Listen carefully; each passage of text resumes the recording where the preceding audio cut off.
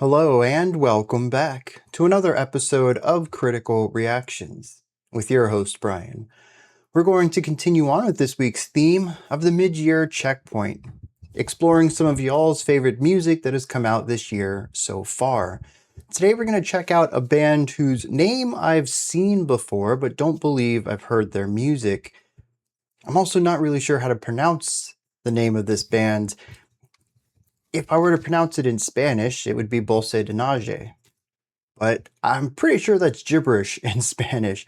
But I do believe that it has a French pronunciation or a French translation, so I assume it's going to be French. In which case the band's name is Bosse-de-Nage. If anyone else wants to let me know if that's correct, I am all ears. I scoured the internet for pronunciation, some sort of interview or pre-show, the next band is kind of thing going on at a concert. I could find nothing about this. So I would love to hear how the band pronounces their name. We're going to be checking out the track In the Name of the Moth off of their 2026 album, Hidden Fires Burn Hottest. Let's dive in, see what's going on.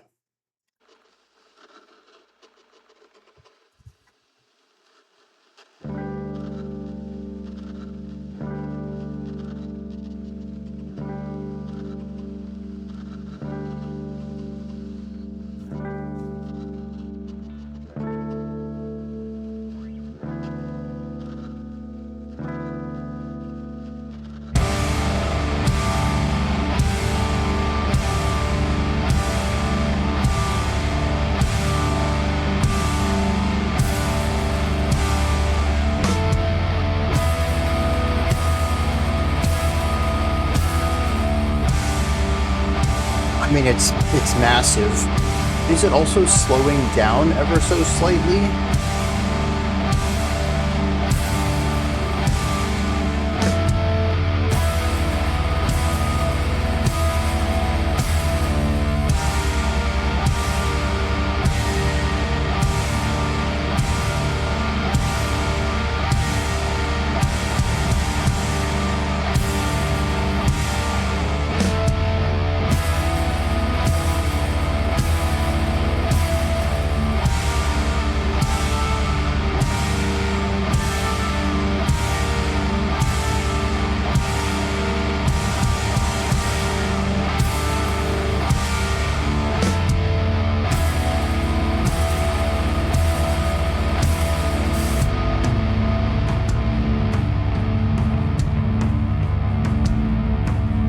Interesting intro. I wonder if you sped that up, if you would find a pretty typical metal riff that focuses a lot on pedal tone. A dry flapping sound of tiny wings signaled the arrival of the moths. They circled in the air, waiting for the spell of the past. Almost a disinterested vocal delivery. For alighting on their many disciples. Stilted delivery too. That feels a little awkward with the spoken word.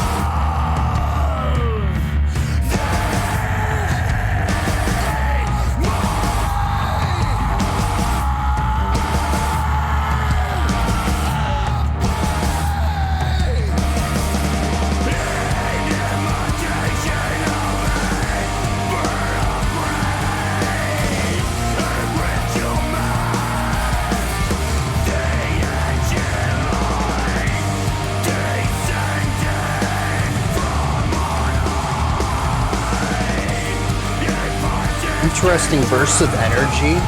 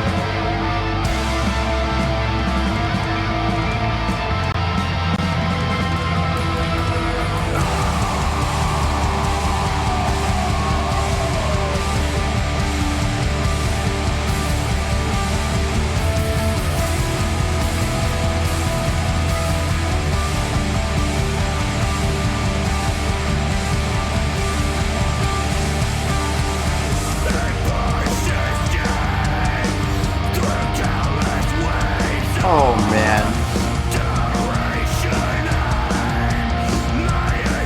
The two sides of this track are so wildly juxtaposed.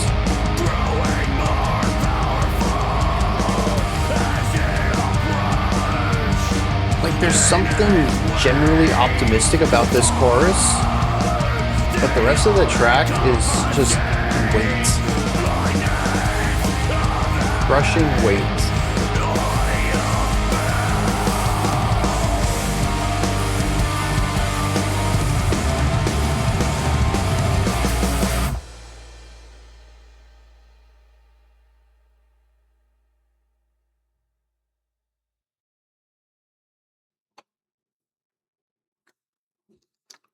All right.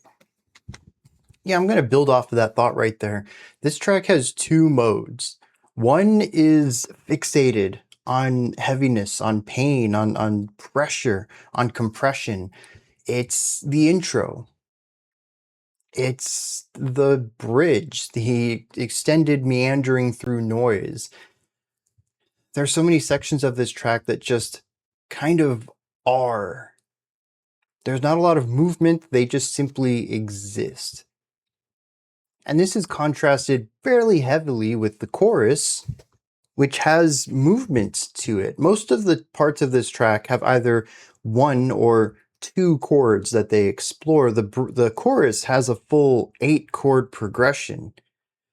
Most of the sections throughout this are dun, dun, dun, just these really big hits.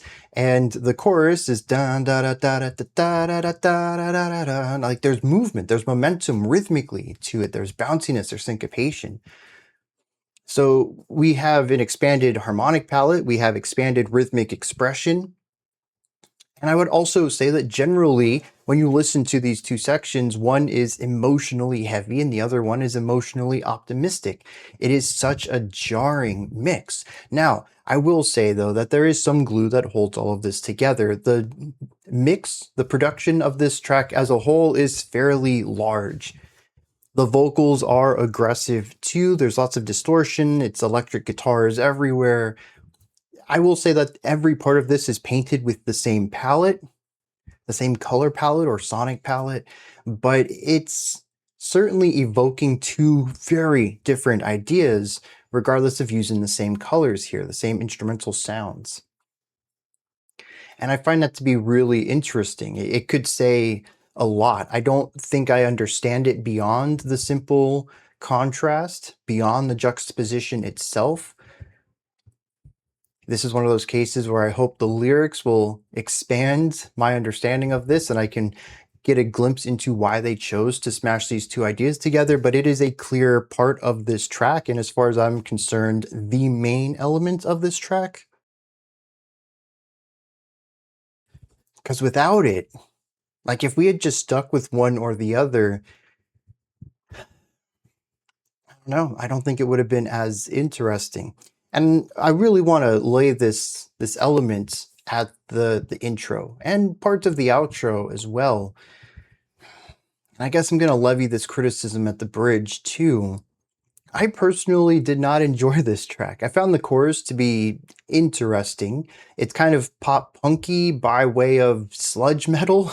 It's an interesting combo there. But the rest of this track is very locked into singularity, ultra focused. I had mentioned after we had heard a minute and a half or so of the intro that if we had quadruple timed that we might actually end up with a more traditional metal riff there, heavy on pedal tone. I'd actually be really interested to hear what the beginning of this sounds sped up. But moving through each note and allowing each specific note of this riff to have such gravitas tells a very different story. It feels like an incredibly slow passage of time. If I had emotional investment in it, the passage of time being stripped down to this speed might mean something to me, but devoid of that context, all I could do was wait for the next section to begin because I was not on board with this incredibly slow tempo. And the lack of harmonic movement and rhythmic devices, the lack of melody throughout this, it was just missing a lot of the things I tend to listen to in music casually. So I do think it has merit, as most music does, and I do think that they were aiming for something artistic with it. I'm not the core audience for this sound. But then there's the bridge. And I've already used this word once before, and I apologize if maybe it seems a bit harsh, but it meanders. It doesn't have a goal, it just continues to be. The drum fills are melodically and rhythmically nonsensical. The guitar solo over here is usually just noise. Very rarely did I hear it try to make any sort of harmonic statement. Quite often it clashed with itself. As far as chordal information goes, there's lots of dissonance within its own ideas. And then we just have some slower chugging on the bass and the left pan guitar. And it just does this for, well, I'm going to be honest, it felt like forever to me, but it was probably only like 60 to 90 seconds. This is, I feel, very similar to the intro in that I'm sure it means something. Maybe having more context from the creators, from the lyrics might tell me why they went this route. I can see artistic merit to it, an exploration of making progress but going nowhere, an expansion of noise, creating an atmosphere that is aggressive to the listener or those within it. There's also the chance that this is supposed to be done positively. I know people love and listen to, with enjoyment, noisy music. I'm not one of those. All I found myself wanting was to get out of this atmosphere as quickly as possible, and instead the tension rose within it. All the while, not really going anywhere. At no point did I think to myself, okay, I can see the end goal and we're probably like 8 bars from getting there. No, it was just I'm constantly here and I see no end in sight. It's that feeling of, burning rubber. Your wheels are spinning, but you're going nowhere. You're just creating destruction. You're tearing up your tires. And that's what this part of the track felt like. And it just kept getting worse and worse as far as, attention and lack of cohesion in the writing and all of this. It creates something that, at least for my experience, is a rather antagonistic atmosphere within this track, which has already been heavy and crushing, but I don't feel ever reached antagonism. It's just been an uncomfortable atmosphere, but here it feels like I am actively being worked against, that the track is actively wanting me to leave, trying to make things worse for me specifically as the listener. It's very different from just being in a place. This place now doesn't want me. And that's really interesting. Once again, a lot of artistic merit to this track, even if I didn't enjoy it. But I think that's what makes the chorus stand out so much too. The first time we hit it, it is a burst of speed that I kind of wish we had stuck with earlier, or landed on earlier, or stuck with longer. It always seems to be fleeting though. Every time we return to it, it's nice to have that bounciness, that rhythmic device, almost a catchiness to it all. And then it's gone. Returning back to this after the noise at the end was welcome. Once again, though, a quick shift and we're back to the slow pace of the intro. Fleeting optimism within noise and crushing weight is what this track ends up being to me. And I find it really interesting when I think about the vocals in all of this. The harsh vocals, I think, fit most of it. The rhythmic devices of almost a stilted delivery of the words themselves fits well with the slow movement of the instrumentation. But we start off not with harshes, but with cleans, almost disinterested cleans. I'm very, very interested in what the decision was for those, because the vocal delivery seems completely disconnected from the words themselves. They're just reading words off of a page is the feeling I get out of it. The shift into the more aggressive and powerful harshes adds some emotionality to the delivery, at least, even if the rhythmic device is still as stilted. But I also found that the harshes being more musical. Most people don't do false chord growling in everyday life to talk to people. It's something that's sort of relegated to the musical scene. And so the stilted delivery actually kind of fits there a little bit better than the clean spoken word at the beginning, which felt awkward. If it was sing-songy, the odd rhythmic device of it would have felt fine, because we're adding this musical side of things. And there's actually a really neat psychology behind all of this that I do not have any information, but I just kind of know. I'm sure there's someone out there who has done some research on this, and maybe there's a name to this phenomenon, but the way that we speak is very rarely the way that we sing. Music tends to have different rhythmic devices and even, well, tonal ideas as well, but even accentuations. That was a weird accentuation. You would say accentuation. You put it in the middle of it. But because music has rhythmic dictations within the rhythm of it, you can accent the wrong syllable in a word and it sounds right because it fits the music. But when you speak, you can't really do that. Stilted delivery and accenting the wrong syllable just comes off as awkward and maybe even strange. And so the moment that he started using spoken word delivery here, but having these massive gaps as he's waiting for the next note to say the word with this big strike of the guitars, it just feels strange in a way that the harshes later, which are doing the exact same thing, don't. Again, let me say, I want to give the benefit of the doubt and assume that there's purpose for this one, but it feels less purposeful. It feels like, well, I would do this if I were screaming, so I'm just going to do this when I'm not. But I'd love to see something in the lyrics that might allude to why this decision was made here. Because otherwise, it just feels kind of strange. And strange can be good. It's quite possible if I listen to this a few more times, the intro just becomes part of the song. But for a first time listen, stilted language and weird accent patterns within the traditional speech, there's something unsettling about it. And that might be the reason for it now that I think about it. Let's hit some lyrics on this one, see what's going on there. I am open to hearing other people's interpretations of this, because I have no idea what's going on here.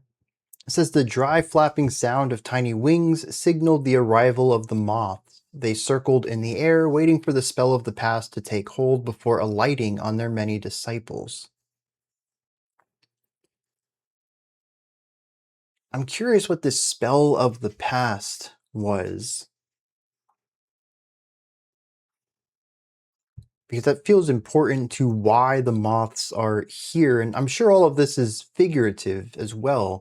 The moths probably represent people, maybe a group of people. I don't know. It then says, those countless supine figures, the participants of the most sacred rite, remained utterly still while their clothes were chewed away. Overhead, the moon hovered like a vast glowing lamp. So they were being devoured. Later on, actually it's the next stanza, there's a repetition of the phrase bird of prey. So it's possible that these moths are being eaten by a bird. Also, it says their clothes are chewed away, adding on to the fact that this feels rather figurative while also being, on the surface level at least, about moths and birds. But it says that they just remain utterly still. They allow themselves to be devoured.